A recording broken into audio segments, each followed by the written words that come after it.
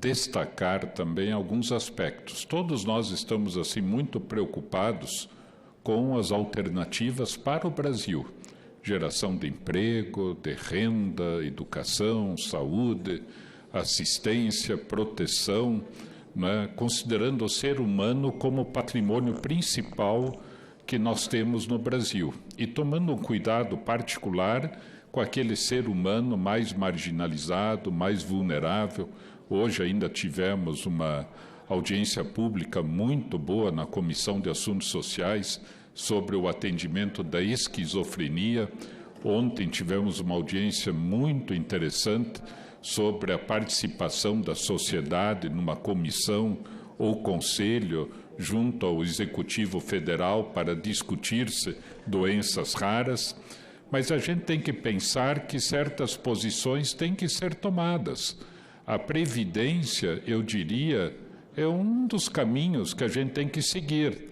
Há caminhos no Brasil que seriam extremamente simples de serem tomados e que mudariam a vida de estados, municípios e Distrito Federal e que não são tomados.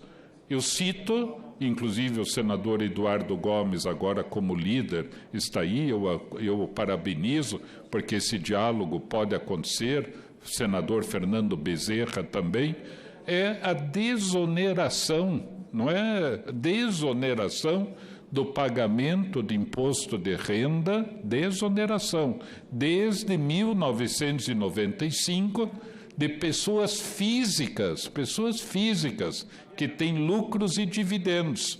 A pessoa ganha 350 mil reais por mês, ou mais, de lucros e dividendos, e não paga um centavo de imposto de renda. Né? Por quê? Porque lá com Fernando Henrique Cardoso, essas pessoas foram desoneradas, não precisam pagar. Então, isso representaria, nesses 25 anos, 2 trilhões e 500 bilhões de reais nesses 25 anos. É um valor de 100 bilhões por ano. Só que metade disso iria para estados e municípios, porque é imposto de renda, e metade ficaria com o governo federal. Só essa medida simples é uma lei ordinária, não é nem lei complementar, é lei ordinária de 1995. Aí que o povo fica assim dizendo, puxa vida, por que essas pessoas não pagam imposto de renda? Né? A gente fala do Fundeb, precisa de mais 5 bi, 4 bi. Aí são 100 a 120 bilhões de reais por ano. Então a gente tem que, eu faço até o apelo para a gente, em termos de pensar no Brasil. Olha, o Brasil precisa de estrada, de ferrovia, de aeroporto, de energia elétrica, de infraestrutura, de emprego, de trabalho. Nós teríamos dinheiro para tudo que a gente quisesse, eu costumo dizer, e não é criar imposto novo, que eu sou totalmente contra a que se crie 0,1% de alguma coisa nova. Agora, lá eles foram desonerados. E qualquer um que ganha 2 mil reais tem que pagar imposto de renda. E quem tem lucro de dividendo de 350, é só pegar o site da Receita. Né? Então, olha, Eduardo, né? Fernando Bezerra, Davi Alcolumbre.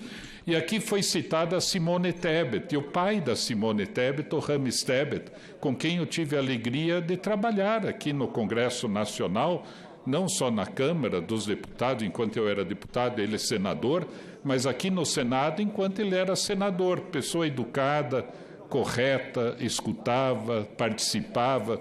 E eu quero enaltecer a Simone Tebet por esse trabalho dela de continuidade do espírito do pai dela, né, que era uma pessoa extraordinária. Né? Eu quero render as minhas homenagens a ele e ao senador Davi Alcolumbre, que é presidente aqui do Senado Federal, né, do Congresso Nacional, e quando Vossa Excelência foi eleito no início de ano, e todos nós nos esforçamos nessa direção, justamente com esse espírito, que tem que ser agregador, conversar, dialogar, discutir, buscar soluções, construir, porque o Brasil precisa disso. Agora, eu quero só ainda enaltecer o trabalho do Paulo Paim, à sua direita, né, que é um grande amigo meu, nós já estamos juntos há muitos anos, ele é presidente da CDH, independente da emenda que foi aprovada. Mas na CDH, ele já realizou mais de 100 de audiências públicas nesse ano.